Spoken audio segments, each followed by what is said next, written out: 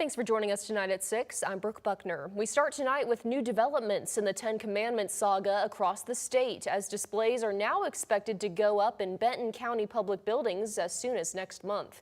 It comes after a unanimous decision from the county's quorum court last week and is all part of Act 573, which requires the Ten Commandments to be displayed in publicly funded buildings if donated by a third-party group or person.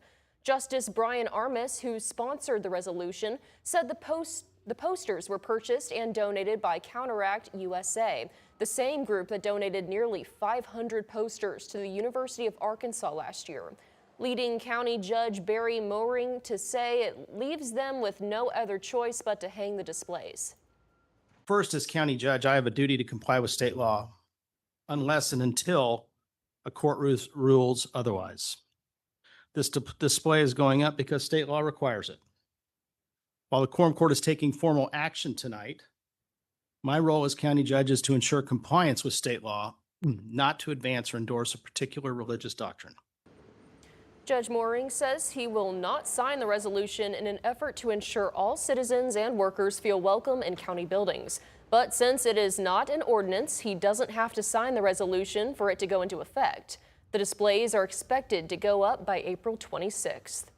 But just about 2 weeks ago, a federal judge blocked the law, forcing 6 school districts, including Conway and Hot Springs Lakeside, to take them down.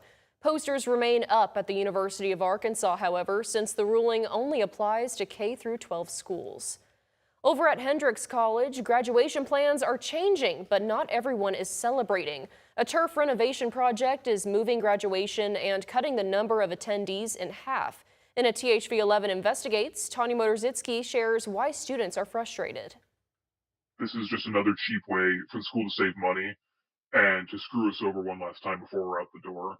Hendricks College seniors says they're frustrated about how graduation is being handled this year. The celebration, which is usually held on the football field, will now happen inside the gym, a much smaller venue. A student we spoke to who wanted to remain anonymous out of fear the school would not let them walk across stage says the college turf project is the reason for the move. And it happened before too late. They told us after people had already scheduled, after people had booked Airbnbs, had scheduled flights. Originally, students were given 4 tickets each. Now they get 11, but the ceremony is split into 2 parts. Then there's a half-hour intermission. They swap the entire audience. And it's bizarre because not only are they either going to have to repeat things that they have said, or just not share it with that part of the, if you have a kid with the last name V, you just get to watch it from a screen in the other room. In a statement from Hendricks College, it says they look forward to graduation in a way that reflects both the significance of their achievement and the importance of sharing that moment with those who supported them. The Wellness and Athletics Center provides an accessible ADA-compliant venue, and this year's ceremony has been thoughtfully designed to allow more families and guests to participate in person. Students say that the gym isn't as ADA-compliant as they make it out to be. They have no plans to follow ADA guidelines. We asked them about it. If you have a family member with a disability, you have to personally go talk to admin and say, here's what my family needs. And they're just going to, figure it out on the go. They also asked about switching to a location off campus, but were told that was not an option. As the reason for the move, the student we spoke to says they were told it's because the turf on the field is unsafe. Because of the way turf ages and how heat interacts with it, it'd be unsafe to have people on the turf. But they're still having all of the people in sports practice on turf. In Conway, Tanya Motorzitsky, THV 11 News. Tanya, thank you. Graduation is set for May 16th, and this story was brought to our attention by our THV 11 Investigates team.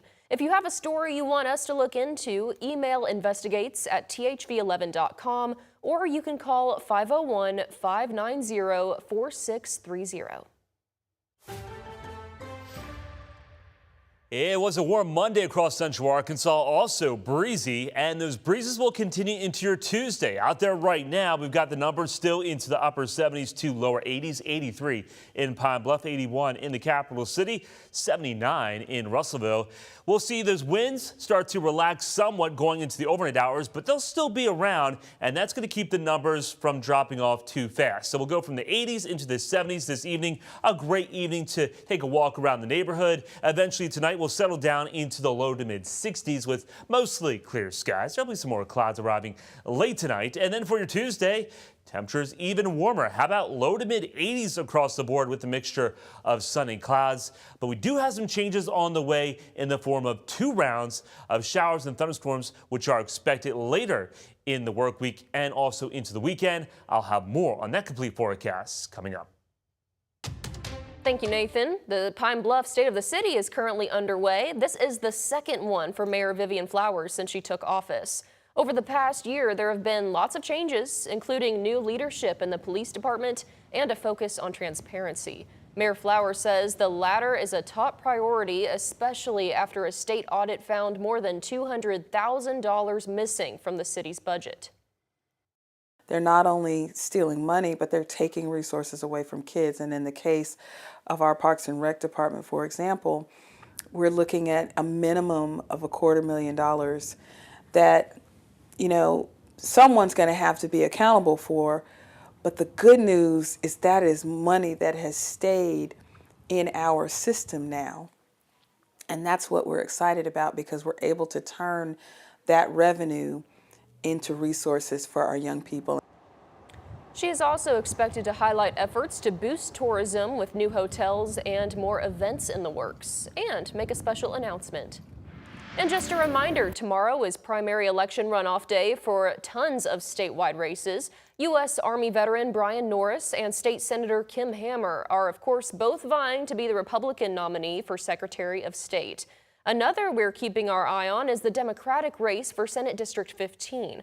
More on these races and more information can be found on our website, thv11.com. Brian Hyatt, the former Northwest Arkansas doctor who is accused of Medicaid fraud, was arrested again over the weekend, this time by U.S. Marshals. While the reason for the arrest is unknown, we do know federal law enforcement has been investigating him for years. Hyatt, the former head of the state medical board, is facing charges of Medicaid fraud here in Pulaski County, with the hearing scheduled for May 4th to discuss ongoing concerns about his fitness to proceed after he was involuntarily committed to a mental health facility last year. In addition to his fraud allegations, Hyatt was arrested twice in 2025 for alleged public intoxication and driving while intoxicated. During the month of March, advocates are raising awareness for sudden unexplained death in childhood. It's extremely rare, but still affects families here in the natural state. I caught up with one mother who continues to honor her son who passed while bringing attention to other families. I had always heard of SIDS as a new mom. You're scared. That's something you kind of think about, but I had not heard of SUDIC as well. Until 2023, when Destiny Druin's 6-year-old son Stetson passed away unexpectedly. He seemed a little more tired because it wasn't normal for him to just willingly go to bed. We usually had to make him go to bed.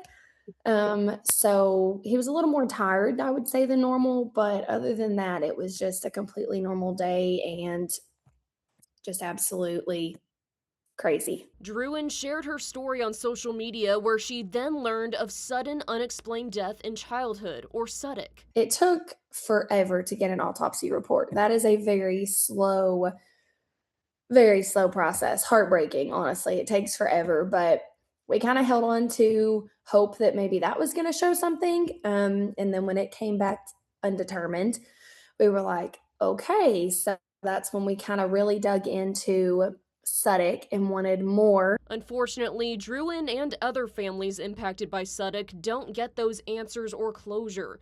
But what she does have is support from others going through the same thing through the SUDIC Foundation. So if they need a referral to, say, an in-person therapist, or, they need to, connect with our staff members where, if they need to secure an autopsy report, they need to have better understanding if the investigation has gone through, is there a review? Tina Lee is the foundation's CEO. She says she believes a lot of cases are underreported, but there are some more Arkansas families impacted in addition to the Druins. So right now we do have 10 families that are registered and connected to the SUDC Foundation that are residents in Arkansas. And to put it into perspective, Lee says 1 in 100,000 children pass away from SUDC.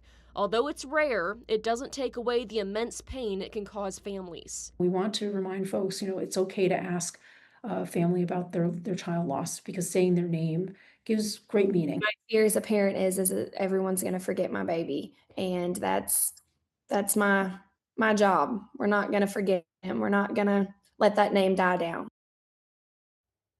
The Druins are hosting a benefit baseball tournament in Stetson's honor. The date is yet to be determined, but you can follow Stetson Strong Tournament on Facebook for updates. The proceeds from the tournament will go towards scholarships for senior athletes.